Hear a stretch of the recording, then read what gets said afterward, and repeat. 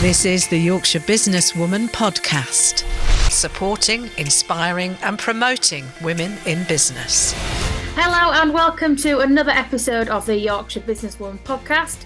Today I am delighted to be chatting to Siobhan Daniels, former BBC journalist who is now an author and pro-age campaigner, travelling around the country in her motorhome. Hello Siobhan.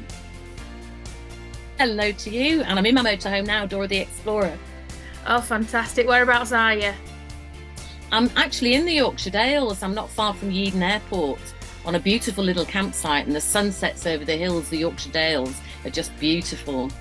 Oh, brilliant. Oh, I bet that's gorgeous views. It is. I'm loving it.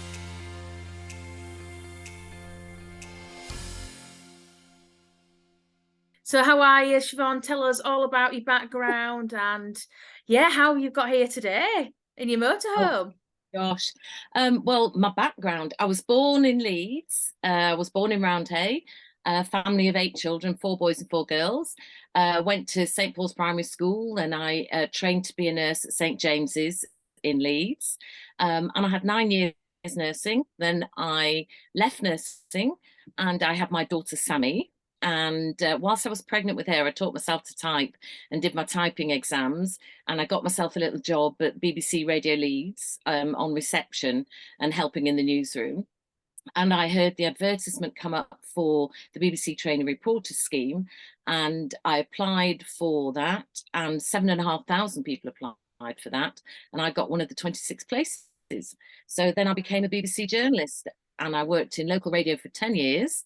And I worked in television for 20 years, and I had my own programme on BBC Radio Humberside for a while. And is it something that you've always wanted to get into, journalism and that sort of media background? Yeah, I kind of fell into nursing because my dad was a nurse, my mum was a nurse, 2 of my sisters were nurses, and it just seemed like the next step for me to do. So I went into nursing, but I'd always been really interested in what was going on around me in the news. So it was something that I worked towards. And when I got the opportunity to jump ship from being a nurse to doing that, that's exactly what I did do as soon as I could. And I've never looked back, I've never regretted it. Amazing. Such an exciting career, I bet. And that transition going from nursing to the media. Well, people say to me, how did you do that transition? And like I say, I taught myself to type and went that way. But also, I think my 9 years of nursing really helped me because you get to learn to read people and situations, and you've got, I think, more empathy than maybe some journalists have. But I did know I'd gone over to the dark side from when I used to nurse and somebody cried and I'd hold a hand. And then eventually when somebody cried, I was thinking, that's my clip, that's my clip. Yeah. I thought, ooh. Oh, bless you. So going back to your nursing, did you attend higher education or university? No, I just trained at gymnasium. I got 8 O-levels. And then I applied to do my nursing August 1977. And so I had 6 months before then. So actually I worked at the Flying Pizza for a short while when it very first opened. And I met an Italian waiter, and he was going back to Sicily, and he said, do you want to come with me? And I thought, oh yeah. I didn't know where Sicily was, didn't speak Italian. I had about 35 quid to my name. But I went off to Sicily for 6 months before I started my nursing. So that was my first sort of travel adventure and excitement of being somewhere that I didn't know. And then I came back and did my nursing when I started. I was 18 in July, and I started the first week of August. Amazing. And just jumping into your firstly into your career at the BBC. So what was the first few years of that like, and have you got some exciting things that really stand out for you throughout your career there? The first few years, the first year was very hard because my daughter was young, but I could see the writing on the wall that I was going to be a single mother for various reasons. So I really wanted to grab this opportunity with both hands. So family and friends helped look after Sammy and support me whilst I went off and trained to be a journalist. But at that time, when you trained to be a journalist, they sent you off to the far-flung radio stations, thinking it was good for you to learn to go to a place you didn't know and then seek out the news stories. it helped you become a good journalist. Now they actually do regional traineeships. But I ended up going to Radio Gloucestershire, being traveling up and down, trying to see my daughter at the weekends, going down, doing my shift. So I found all that very, very stressful to begin with. But then my attachments, I worked at Radio Sheffield, Radio Leeds, and Radio Humberside. And like I said, I was at Radio Humberside for 6 years, and I really enjoyed that. One of the highlights for me when I was there was doing the royal reporting when the Queen came to celebrate the centenary of it becoming a city. And I really enjoyed doing that. It was really exciting, being so close to her. And sadly, when she died recently, I was able to sort of post photographs of those memories. But that's the main thing that stands out. And what was your typical day like in that sort of role? Oh gosh, there is no typical day. There is no typical day. I think that's what I loved about the job was the uncertainty of it, and that excitement, that adrenaline rush. You don't know what story you're going to next or what story is going to break. And I remember, I worked at Radio Lincolnshire as well, and I remember when I was there, the Iraq War started, and there was all the air bases there, and we worked through the night then. So you just don't know what's going to happen, and you just carry on working the shifts until the news story, somebody else can take over from the news story. But things like general elections were really exciting. I remember being at Radio Sheffield, doing the live reporting in the morning for the Rotherham counts. Everyone was hoping that Labour would get in and the Conservatives got in again, and doing the counts and the tension in the room and the drama of it all. I really enjoyed being involved in stories like that. But there's not a typical day when you do news, because you just don't know what the news agenda for the day is going to be. And I remember many stressful occasions heading out with radio cars, having to get to a certain location way before sat navs, when you just had little A to Zs. You were looking on those and pulling over at the side of the road, looking again and thinking, oh gosh, I've got to be on the breakfast programme in an hour. So I remember many stressful times. I'd love to have had sat navs in those days. I know, it makes you wonder how we managed without them, doesn't it? I know. But that was one thing. Whenever you went to a new radio station, you get all the A to Zs that covered that patch, and you try and get to know it as quickly as you could, so that you could head out. And there'd invariably be big maps on the walls of the newsroom, and you'd spend ages just looking at them and looking at so you knew when they'd say, right, you need to get out there, you need to get out there, you knew where you were heading. And what was the most memorable place that you've been to when you were doing that role? The most memorable place was the roof of Lincoln Cathedral. Oh, wow. When I was working at Radio Lincolnshire, they were doing repairs on the top of the roof. So I literally went right up on the top. They had sort of planks of wood at right angles, and I went right up. And I remember gripping on for dear life and holding my microphone and just saying to the interviewee, can you just describe what you can see, please? I was so scared. But I'm proud to say I've been on the roof of Lincoln Cathedral, and I've also been up on the roof of Canterbury Cathedral, both times reporting. So that's the beauty when you are reporting. You get to lots of inaccessible places that a lot of the public can't go to. Oh, absolutely, definitely. It sounds like such a interesting career, and you get to experience so much, behind the scenes of things. And very interesting. So tell me about after the BBC, what did you get up to? Well, whilst I was working at the BBC in my sort of mid-50s, sadly, one of my brothers died of lung cancer at 53. I had to have a hysterectomy because I had precancerous cells. I call it my hystericalectomy because I've never been the same since. And so I went straight into the menopause. So I was struggling with that and the menopause and various things. And in the workplace, I was just finding it difficult because of the menopause, I think. And just so I got a gap year when I was 49, just before I was 50, packed a rucksack. My daughter went off to uni, so it was empty nest syndrome. And I went around the world on my own, backpacking for a year. And then I came back to the newsroom, settled back into work. And then one of my sisters, sadly, who was 53, died of lung cancer. And that just threw me completely through me. And so my daughter had saw me just lose myself, and she basically Mm. said to me, I'll tell you, why don't we do something? Why don't we raise money for a cancer charity? Why don't we run a marathon? And I went, why don't we not? It does look like a runner's body to you. But we did, we trained, and we ended up doing the Mhm. Bright Marathon in 5 hours, 2 minutes. I was 53 then. And then Wow.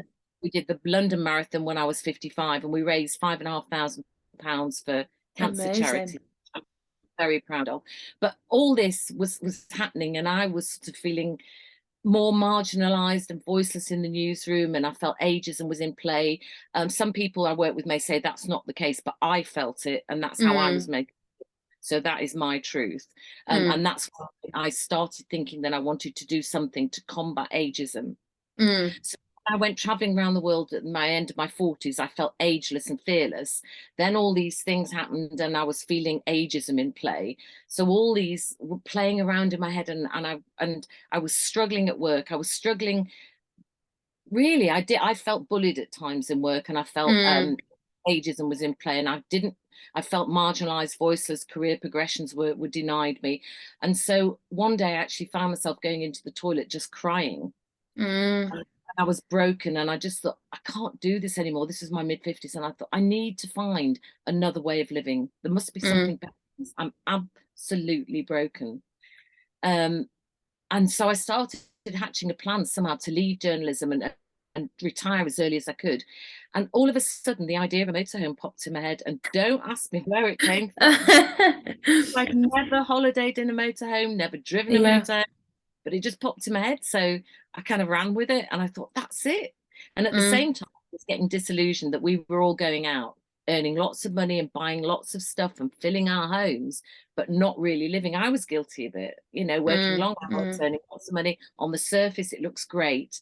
Mm. Inside, I was just screaming. And a lot Mm. of women, I give lots of talks now, and a lot of women say that resonates for them. They relate to that because they feel that same kind of feeling of being lost and Mhm. broken in their late mid-50s.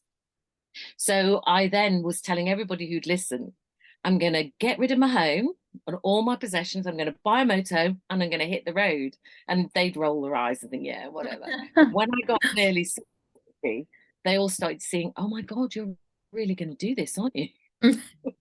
I said, yeah, I am. And that's exactly what I did. I got rid of my home, got rid of my possessions, Mm. bought them home. As soon as I walked inside her, this is her, yay, Dora the Explorer, I just knew she was the one for me. It's 6 meters, got everything I need. I've got central heating, shower, toilet, cooker, oven, microwave, fridge, freezer, and lovely space inside of it to entertain people. So I'm quite happy with my life here. So then in September 2019, I turned the key in the ignition, and I just head off. And I remember giggling and crying at the same time, thinking, Mm. what the heck are you doing, Siobhan? Yeah. And my plan was to have no plan and go with the flow. And that's exactly what I've done for the last four Mm. years. Amazing. So, because it's such a popular thing nowadays. I know so many people that have done the exact same and just think, why not? Go for it. And I know a friend of mine recently, she's done the exact same as you, and she's having the best time just traveling around and, Well, I think exploring all these different post-COVID, places. yeah, post-COVID, a lot of people are doing it. Mm. And that worries me in a way because, I mean, I've been doing this now for 4 years. Mm. And I feel a change. I feel a sea of change, even in the last 18 months, because I think there's a lot of people doing it, but they're just pulling up and parking as and when they want all over the place and leaving their rubbish and their excrement. And I think it makes it a bit more difficult for those of us that have been doing it a long time. I'm Mm. hoping people realize if you've got the privilege of the freedom of traveling around and living a nomadic life like this, you've also got to respect the communities and the environment and Yeah. live side by side, because if we don't, it's going to cause a lot of animosity, Mm. and I worry about that. But the reason I wanted to do it and hit the road was I was broken, and I've wanted to find a happier way of living. And I've gone from being broken in my mid-50s to being the happiest that I've ever Mm. been, approaching 64, and being Mm. free on the road and being the mistress of my own destiny has enabled me to do that. It sounds absolutely amazing. I want to do it myself. Do it. Oh, absolutely. So can you tell me a little bit more about your campaigning that you're doing? Yeah, when I set off, I wanted to show that you could live with far fewer possessions. And even since I set off, I've reduced what I put in the motorhome at the beginning. I'd say a third. I've got rid of, I realized that so many things that I'd carried around for 18 months, 2 years, and I didn't need them. So I've kind of gone to charity shops, even with things that I had in the motorhome. But also there are weight restrictions. You can only have so much in the motorhome, the legal limits. So I wanted to show you could live with very little. I also wanted to challenge ageist stereotypes of what people thought retired pensioners did. Because I felt at the time the images that were being used, well, not at the time, even now, I'm still campaigning. Things aren't changing quick enough for me, but the images used to represent older women in their 60s, 70s, 80s and beyond, or their 50s, isn't reflective or representative of the way that we are actually aging nowadays and how we look. And I want the media and advertising and lots of just society in general to change the images. There are a lot of organizations now campaigning for that. They want the images changed. There are banks, the Centre for Aging Well, they've got a whole bank of up-to-date images of people having adventures and living the way that they do live, not just being reduced to body parts of crinkly hands, that are accessible, and they're trying to encourage people to use those images as opposed to the ones that they still have in their libraries.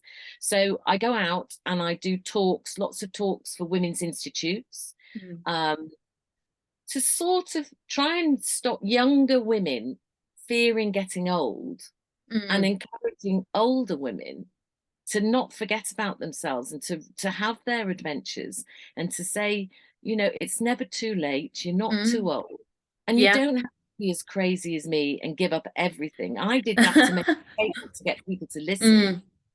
But you don't have to be as crazy as me. You can just repurpose your life. You can just get out and move, just walk, enjoy the outdoors. That might be an adventure to some people. And that's what I try to do. I've got an electric bike. I go cycling as much as I can. I go cold water wild swimming as much as I can in the sea. And I do walks just to try and be an inspiration to other women, to say, look, here I am. I was broken. I was lost. I was actually suicidal in my mid-50s. I was that broken. And here I am now, happy and content and with a voice. And I really knew I'd come full circle, and I was there with my campaigning. When I went to the Outer Hebrides at the beginning of last year, I'd always dreamt of going there. But when I'd set off, I got stuck because of COVID. I was 4 months in one field and 5 months in another field.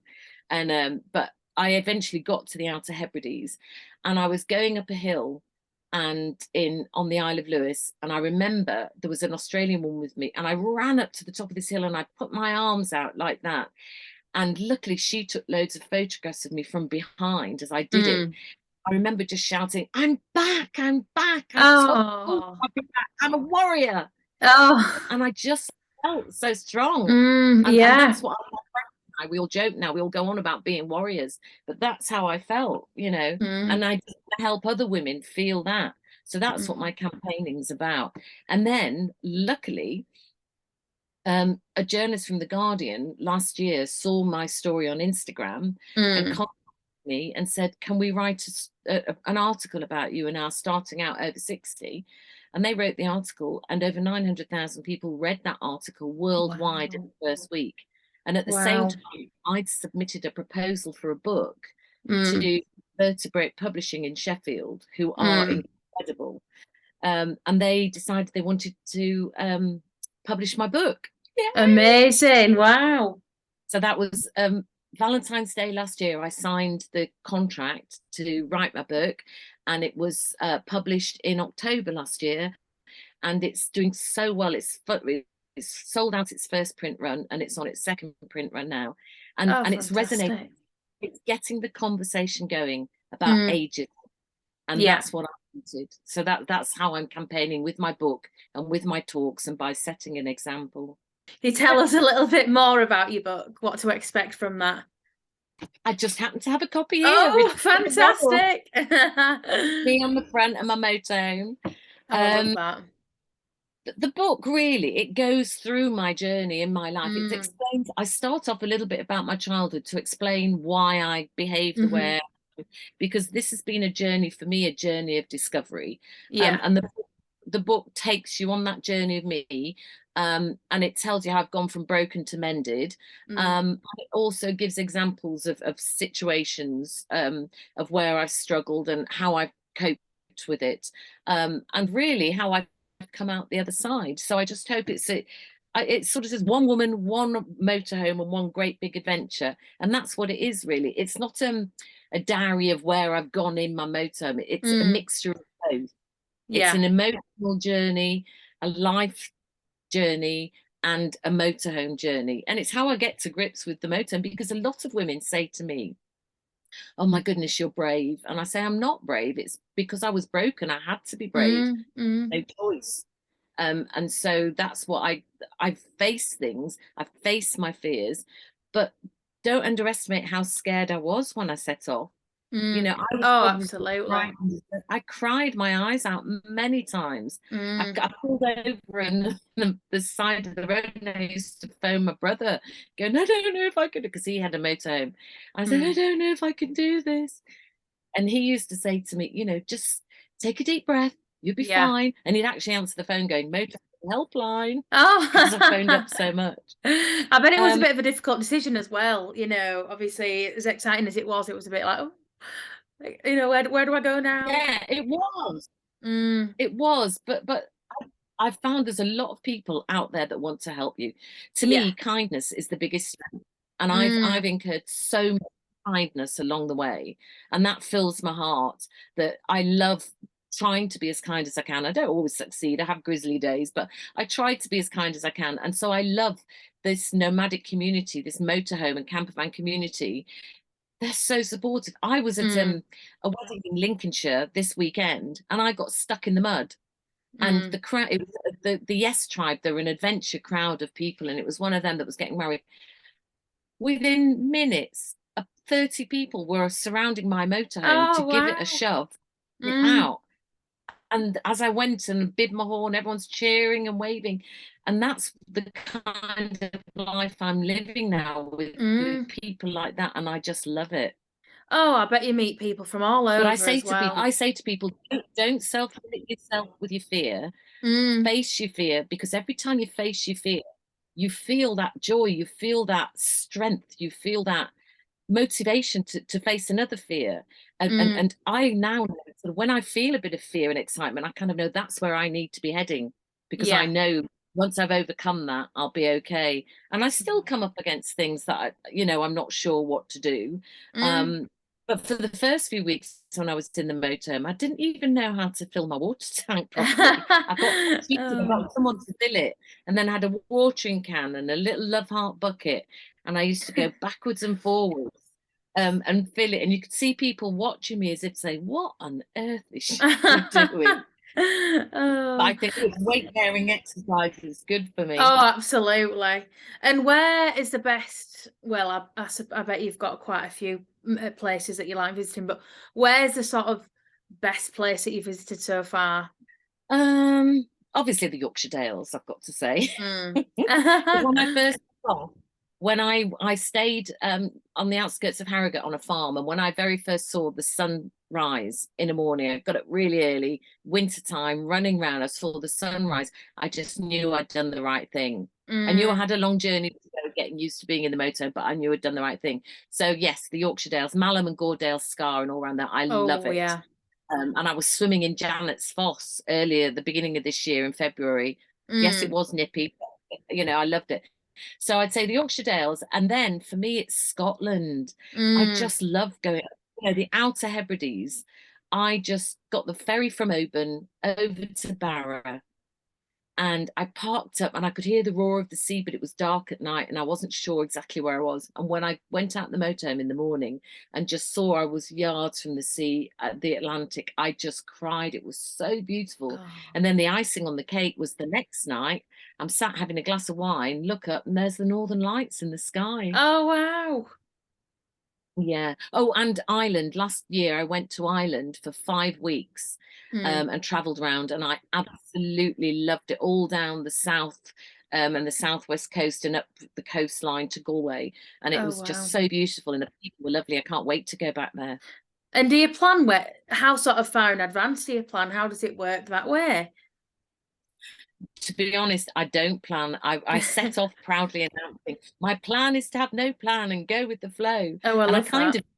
I did that at the beginning. And I got to grips with using the motorhome. Then I drove up to Scotland and I went to the edge of a loch in Scotland, Loch Morlich. I had a good scream and shout and got rid of all my demons and decided, right, that's it. Then I'm going to leave those things behind me. All the conversations I would have had with people at work and my father when I was younger and my various situations in my life. I left that and thought, right, I'm moving forward from here, going with the flow. And then I got stuck in my tracks with COVID. I spent 4 months at a field in Lancaster. Sorry, on the wrong side of the Pennines, but it was beautiful. And then 5 months in a field in Norfolk. And when I was there, my pipes froze when it was snowy at one stage, and I had to collect snow and melt it and make myself cups of tea, boil it, and have strip washes and everything. I can't believe how much snow it takes to make a cup of tea, though. Oh. You fill the pan and you think, oh, I've got, and then there's about that much water. Oh, really? Oh. So I just go with the flow, really, and I have done that. But now I'm doing lots more talks. I'm talking at a lot of festivals about my retirement rebel, and I'm talking at festivals and literary festivals and at motorhome festivals. I was just talking at the Harrogate Festival. So I'm having to make a little bit of a plan where I have to be for the talks, but I'm still trying to get flow.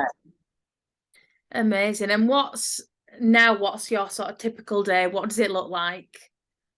Oh God, I don't have a typical day. That's the beauty. I don't have a typical day.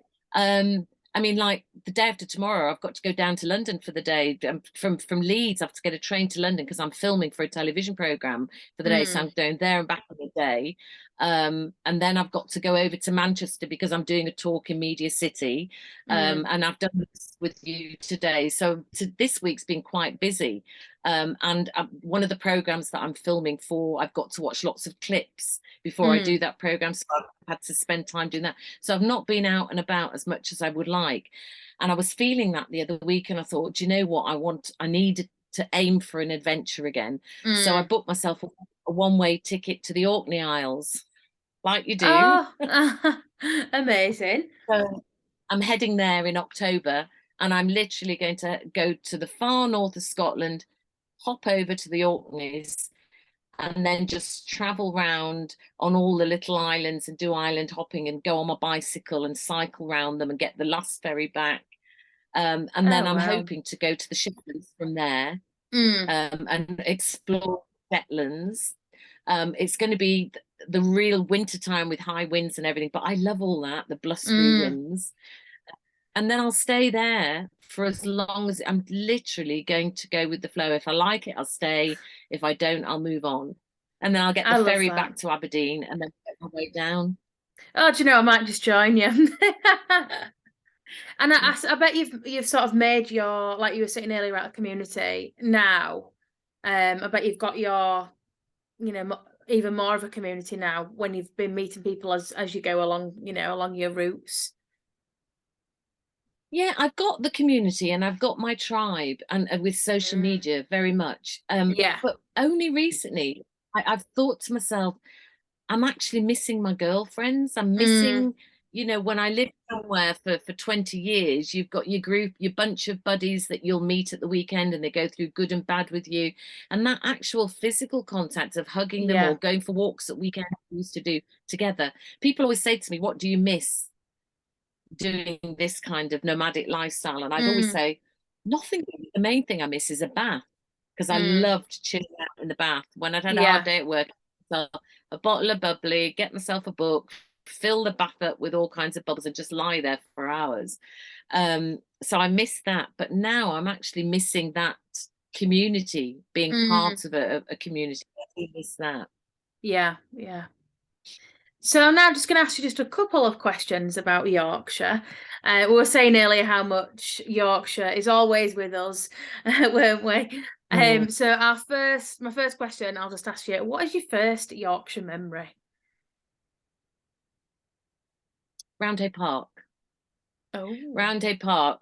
Yeah, well, I was born in Roundhay, and that's just where we hung out as kids all the time. And we just had amazing adventures. You know, in the morning, we'd have to wrap up warm and just go out, and we'd all, I don't know if you could do it nowadays, but all the kids just used to go to the park and we'd all meet up and we'd do continuous cricket or all kinds of games. It was just fabulous. And we loved going on the boating lakes. And then when Bruce Springsteen came to play at Roundhay Park, and Madonna and Michael Jackson and all those concerts. So those are my first memories of somewhere in Yorkshire. But my first memory of going for a walk in the Yorkshire Dales was going to Goredale Scar and Malham Cove and doing that big walk around and being very scared climbing the Goredale Scar and the shingles and thinking, oh, can I do this? But loving the fact that I did get to the top and I did do it. So I think those are my memories, really. Amazing. And which Yorkshire businesswoman do you most admire? I think Rachel Peru.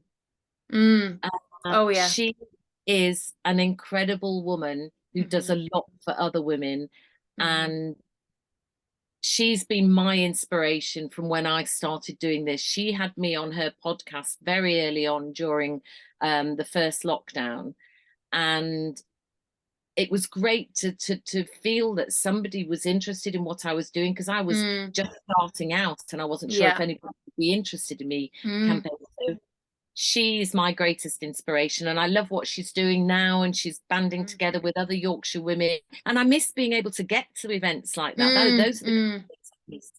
Because of my nomadic life, I've got the freedom, but then often I'm miles away when those things are happening. But I watch from afar and I really admire what she's doing. I think she's a fabulous woman. It's giving women that body confidence that you need when you get older.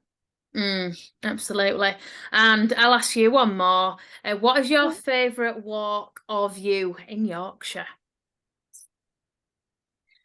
I think it has to be Goredale. I keep going back to that Goredale Scar and Malham Cove, but I also like Fountains Abbey. I like wandering around Fountains Abbey when there's not too many people there, which is hard. I know it gets harder to do that, but I love going around Fountains Abbey. But there are so many places in the Yorkshire Dales. I mean, like I say, swimming in Janet's Foss the other week and doing the walk, and it was pouring down with rain, and then the sunshine came out, and it was freezing cold, but all the colours and the vibrancy of the Yorkshire Dales, you can't beat it. It really does fill your heart and fill your soul. And even though I've lived out of Yorkshire for decades, I am so proud to be a Yorkshire lass. And when I saw the cycling event years ago and I was living in Kent, just the way that the Yorkshire people were cheering on the cyclists as they went past and everything, I was in tears. I just thought, that's my home county. Absolutely. Well, thank you so much for coming on the podcast. It's been really interesting to chat to you, and you're making me just want to travel now. That's what I want to do. Absolutely. And I hope people enjoy my book, Retirement Rebel, and I hope lights a little fire in them and inspires them to go out and have their journey and age positively. We don't want any more anti-aging. We want positive aging, because we're all aging, whether we like it or not. Amazing. So let's do it the best we can. Absolutely. And if anybody wants to get in contact with you or buy your book, then tell us where.